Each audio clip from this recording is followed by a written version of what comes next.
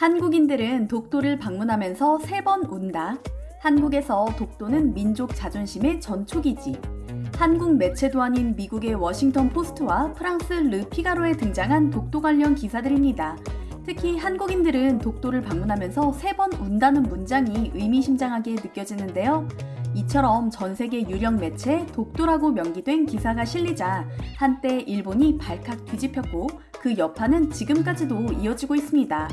독도를 방문한 12명의 외신 기자들은 각각 다른 시선으로 독도를 취재한 후 이런 기사를 썼습니다.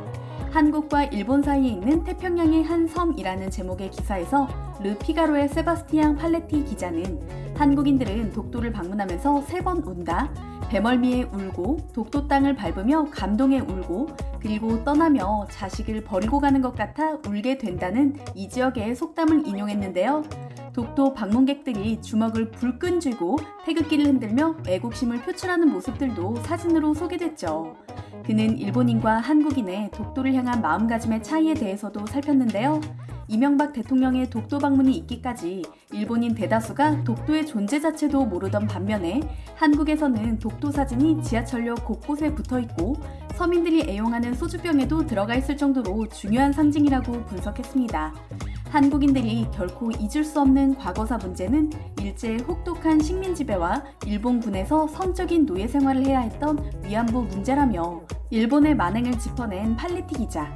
그는 일본은 1965년 한일협정으로 과거사 문제가 해결됐다고 주장하고 있지만 한국은 그렇게 생각하지 않는다며 독도전쟁은 이제 시작된 셈이라고 덧붙였습니다. 르 피가로뿐만이 아닙니다. 워싱턴 포스트는 아예 독도 관련 이슈를 일면 탑으로 보도했습니다. 시코 한란 기자는 독도는 한국에서 민족 자존심의 전초기지라며 독도에 있는 국기 개양대와 우체통 사진을 찍어갔는데요. 한글로 소재지를 표시하고 있는 우체통이 독도가 한국의 관할임을 확실히 보여주는 상징이라고 전했죠. 독도에는 2명의 어부 부부와 45명의 한국 경찰이 살고 있으며 이 작은 섬에 얼마 되지 않는 인원이 살고 있음에도 한국의 3대 통신사가 모두 통신 서비스를 하고 있다며 놀라움을 표시했습니다. 또한 한국의 외교권을 박탈했던 일본이 1905년 러시아와의 전쟁 기지로 독도를 강제 병합했다는 한국 측 입장을 전달하기도 했는데요. CNN은 독도 경비대와 인터뷰를 진행해 생생함을 더했습니다. 인터뷰에 응한 독도 경비대 경감은 일본은 무력으로 우리 영토를 빼앗으려 한다. 이곳은 오랜 옛날부터 우리 땅이었고 우리는 그것을 지켜야 한다고 밝혀 속을 후련하게 만들었죠. 독도에서 살고 있는 김성도 씨는 고립된 섬에 사는 것이 힘들지 않느냐는 헨콕 기자의 질문에 내가 이곳에서의 삶을 선택했으니 불만이 있을 수 없다. 불평할 것이 무엇이 있겠는가? 기자도 보면 알 수 있듯이 이곳은 물고기 천지다 라고 대답했는데요. 독도 관광을 온 미국 교포의 인터뷰도 담겼습니다. 케빈 김 씨는 나는 미국 시민이지만 혈통으로는 한국인이다. 이곳에 오게 돼 매우 기쁘다. 일본이 독도를 자기네 땅이라고 주장하고 있는 것에 대해 매우 화가 났다. 그건 말도 안 되며 도저히 용납할 수 없는 일이다 라고 소감을 밝히며 해외 동포들 또한 독도 문제에 진심인 것을 보여줬는데요. 헨콕 기자는 한국이 독도를 실효 지배하고 있다며 독도는 단순히 한일 양국 간의 자존심 대결이 아니라 풍부한 어장과 해양 자원의 문제라고 지적하며 일본의 검은 속내를 전 세계에 알렸습니다. 이처럼 외신 기자들이 독도를 직접 방문한 후 외신 보도에서는 작은 변화가 일어나기 시작했습니다. 과거에 재팬시와 다케시마로 표기되던 일이 잦았던 동해와 독도의 명칭이 바르게 표기되기 시작한 건데요. 예를 들어 CNN이 러시아 군용기의 영공 침범 소식을 보도했을 때 자막과 지도에 명백하게 독도라고 표시가 되어 있죠. 해당 이슈를 보도한 기자는 독도를 방문했던 기자는 아니었습니다만 독도 기사를 인상 깊게 본 기자들이 사실을 바르게 인지하기 시작했다는 것을 나타낸 사례였습니다. 또한 BBC에서도 독도 관련 기사를 검색해보면 맨 첫 페이지에 독도라는 명칭이 먼저 명기되어 있는 것을 확인할 수 있고요. 그런데 그 다음 날 CNN에 해당 건의 후속 보도가 나왔는데요. 뭔가 이상합니다. 맞게 표기되어 있던 독도 옆에 다케시마가 같이 적혀있기 때문이죠. 이런 일은 북한이 미사일 발사 실험을 했을 때도 최초에는 동해로 표기됐다가 후속 보도에서 다시 일본해로 함께 표기되는 등 자꾸 반복됐습니다. 이처럼 이해할 수 없는 현상이 왜 발생한 걸까요? 바로 일본인들 때문입니다. 해당 방송을 본 일본인들은 격렬하게 분노하며 CNN의 홈페이지를 비롯해 트위터 등을 공격하기 시작했는데요. 제대로 조사를 하고 보도하는 거냐? 미국 방송 주제에 일본과 한국 사이에 끼어들지 말라. 다케시마 명칭 표기를 제대로 해라. 한국에서 돈을 받은 거냐? 등과 같은 원색적인 비난을 퍼부었습니다. 일본 정부 또한 독도를 방문한 외신들을 향해 직접적으로 불쾌함을 드러내며 한국 정부에 항의를 하기도 했는데요. 요미우리 신문 등의 일본 언론은 한국이 해외 미디어를 통해 자국의 주장을 어필하려는 의도가 있었던 것으로 보인다고 비판하며 여론을 몰아갔죠.